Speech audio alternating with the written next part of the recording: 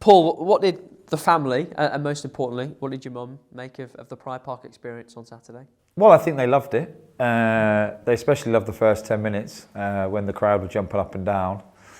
My mum probably thought, I hope the foundations have been done properly. I don't want the whole ground collapsing. But yeah, thoroughly enjoyed it. Thank you. They got really spoiled.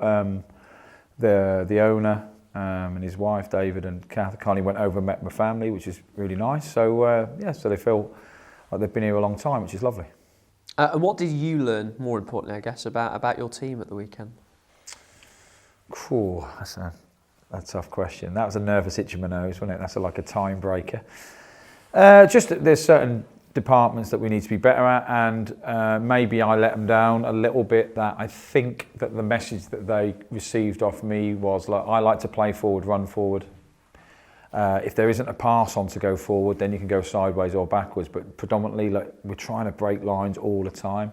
And I think that's how I said it, and that's how I thought it came across. But watching the team as the game went on, it looked like, no, just play forward no matter what.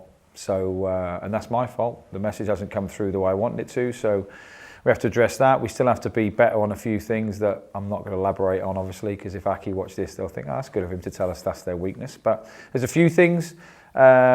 But generally, there was a lot of positives from the game I was really pleased with. And, you know, a decision here or there goes your way. You come away winning and you think, like, life's pretty good. But it also teaches the lads that, you know, this league especially can be cruel. You can be the better team in the game for large parts, but you can still lose. And I know that happens at every level, but I think this league even more so.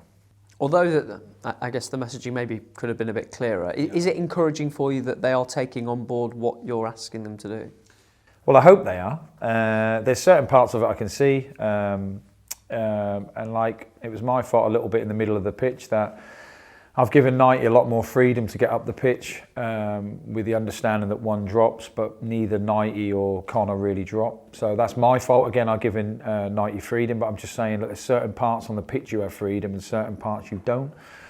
So, so Birdie's definitely got that, which is good. So, and they want to learn, they want to win. I said to him today, you know, if you want to get in the top 6, you've got to have to get 82 points. And at the moment, you're way off getting 82 points. So I think they're, hopefully they're listening. We're trying to put it a way that, obviously they understand it, but in a way that, you know, it's all us in that room. So we've got to try and correct what's wrong, and it won't come any harder than Aki away.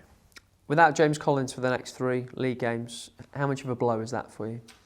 Yeah, it's a big blow. I mean, obviously, when we came in, James is a player that I've tried to sign on a couple of occasions. He was the one I earmarked on day one, saying that you really enjoy playing for me, we'll create loads of chances.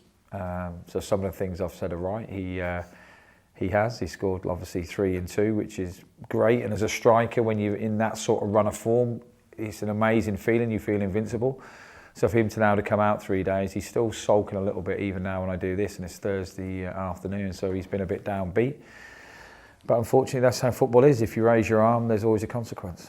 Any good news from the squad? David McGoldrick, Corey Smith, are they back? Yeah, they're back, trained with us all week, which is good news. Tomo played, was the best player I thought in the under-21s. He's got his legs back for the weekend. Yeah, and they all look pretty fresh. I mean, it helps when the sun's shining. It's a beautiful place to train, and they're privileged, and hopefully they can keep healthy for the weekend. But yeah, in that respect, obviously I know I lose a couple, but I've gained a couple. Starting on Saturday, you play a game every 3 days for about a month or so. How do you balance sort of the schedule? Well, yeah, as well. But the intensity of the matches, of trying to get them to the level that you want them fitness-wise, training? It's a good question, very good question. It is difficult because I think we may train, I think previous regimes have trained longer but less intensities, where we train short but intense. There's always with doing that, with pushing boundaries, there's always the risk of injury, obviously. But if I'm asking the lads to play the way I want them to play, and want them to press and win the high ball and play at a real intensity, you can only get that through training. But you're right, a Monday would be more of a recovery day if you're playing on the Tuesday. The Thursday's a second day recovery day. You can't really put a lot into them, and then you're preparing again for Saturday. So yeah, it's not ideal. But look, you know, joining a team in in a good position mid-season has its positives and negatives, and that's probably a negative really, that you don't get the time on the grass, and that's why all managers, coaches always get giddy when they come back first day of pre-season, because you get that 6 weeks to, I was going to say hurt them, that's not true, but coach them into a way of play that everyone understands. And at the moment, I don't think they fully understand it. I think they do, but so it's a lot of motor memory, muscle memory. So, you know, if you always used to play in a certain sort of way and you get it tweaked, like a lot of the times you make them decisions, but them instant decisions, you go to muscle memory really. So they're the things we're trying to help the lads with. But it is difficult with that amount of games, it is. But hopefully, if they perform, we can tweak training and it can just be more tactical. But yeah, it is a thing that I struggle with, truth be told. What's the message to the players ahead of the trip to Accrington at the weekend?